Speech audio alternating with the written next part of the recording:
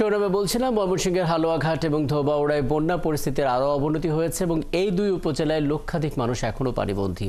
1000-এরও বেশি মানুষ আশ্রয় নিয়েছেন আশ্রয় কেন্দ্রে। এছাড়া ক্ষতি হয়েছে আমন ও সবজি ক্ষেতের। ওদিকে নেত্রকোনার দুর্গাপুরে সোমেশ্বরী এবং নেতাই নদীর পানি ঢুকে তলিয়ে গেছে নিচু এলাকার 40টি গ্রাম।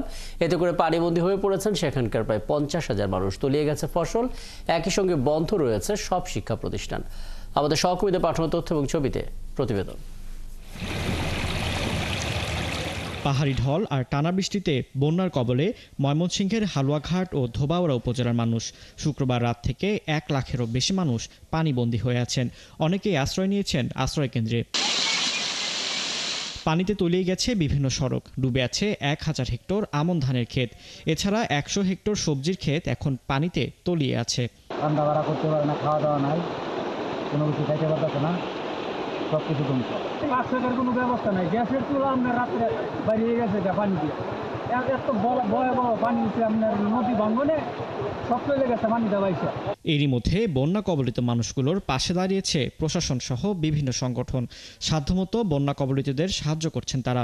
সামনে যদি আমাদের বৃষ্টিপাত না হয়, পাহাড়ি ঢল না আসে, তবে আমাদের যে ইউনিয়নগুলো রয়েছে এগুলো পানিগুলো নেমে গেলে পরবর্তীতে আমাদের ক্ষয়ক্ষতি নিরূপণ করা হবে। এদিকে নেত্রকোনার দুর্গাপুরে সোমেশ্বরী ও নেতাই নদীর পানি ঢুকে তলিয়ে গেছে 5টি উপজেলার নিচু এলাকার 40টি গ্রাম।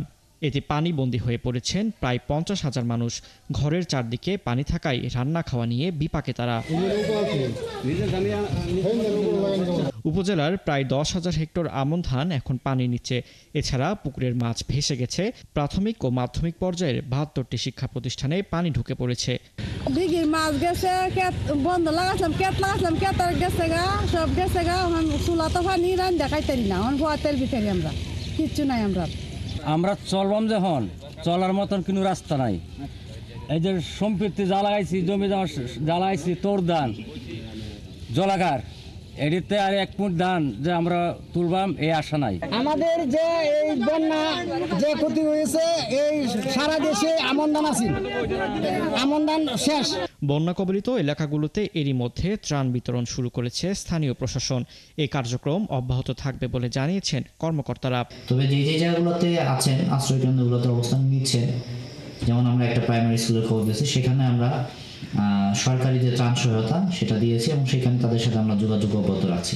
সর্বোচ্চ সরকারের সহযোগিতা চাই, আমরা চাইতেছি। আমরা সহযোগিতা হচ্ছে, আমি আরো ব্যাপক ধরনের শুকনা খাবারের চাইতেছি, শুকনা খাবারের বেশি দরকার। পানি উন্নয়ন বোর্ড জানিয়েছে ভারী বর্ষণে সোমেশ্বরী নদীর পানি বাড়লেও তা এখনও বিপদসীমার নিচেই আছে। ফারদিন নীরব, 71।